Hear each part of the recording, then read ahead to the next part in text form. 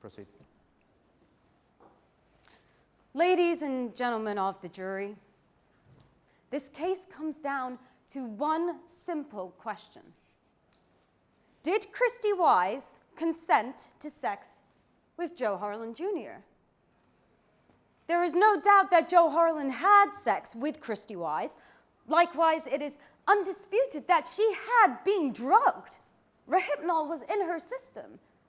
The only problem here, as we've already heard, is that with date rape drugs, the victim seldom remembers anything about the event. In fact, you heard KRISTY say herself that she remembers nothing after leaving the party. So what do we know? Mr. Harlan himself testified that the drug was ingested 20 minutes before they had sex. 15 minutes to walk her home, 10 minutes that he was in the bathroom, she was under its influence. The evidence shows that she sent uncharacteristic tweets alluding to sex just before having sex on a phone that oddly had no fingerprints on it whatsoever. All the while, Mr. Harlan was in the bathroom. They had sex with a condom, but Mr. Harlan can't tell us anything regarding their discussion about birth control. To convict Mr. Harlan, you must find it to be the case that he knew KRISTY was in no condition to consent to sex. The physical evidence showed that she had been drugged. Drugs were in her system, and she was incapacitated. The first witness on the scene who came in whilst Mr. Harlan was still erect found KRISTY unconscious.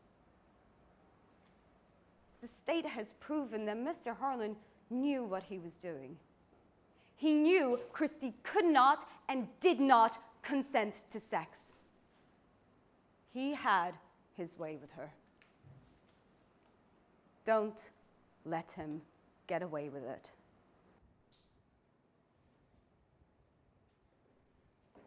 Mr. Fletcher.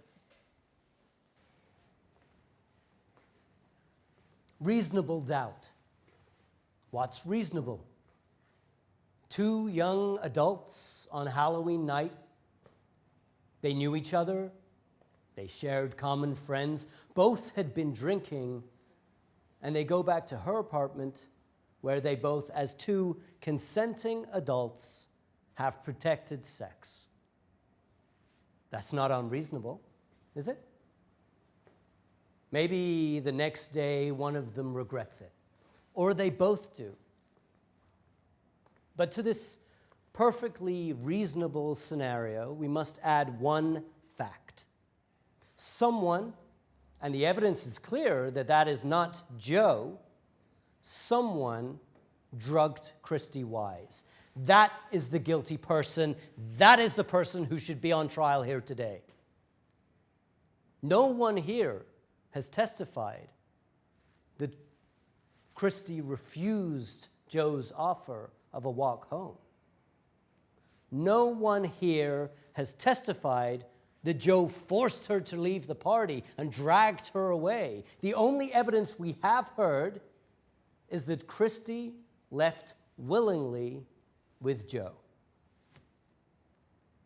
Ladies and gentlemen of the jury, in a moment you will leave the room to decide Joe's fate. And it comes down to one simple question. Has the state proven beyond a reasonable doubt that KRISTY did not consent to sex? What evidence is there to that effect? KRISTY herself testified that she does not recall anything about that evening. But her tweets from her phone indicate that something was afoot. Joe has testified that she consented. There is no evidence that she did not.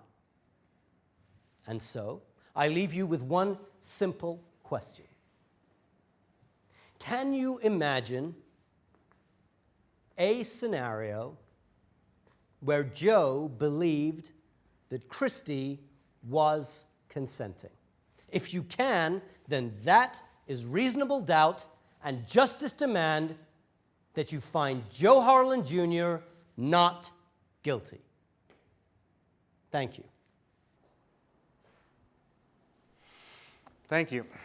Ladies and gentlemen of the jury, the case is now in your hands. You will retire to the jury room where the bailiff will provide you with the charge and the question you must answer. And as the defense stated, the question is whether you find beyond a reasonable doubt that Joe Harlan knowingly had sex with KRISTY Wise without her consent.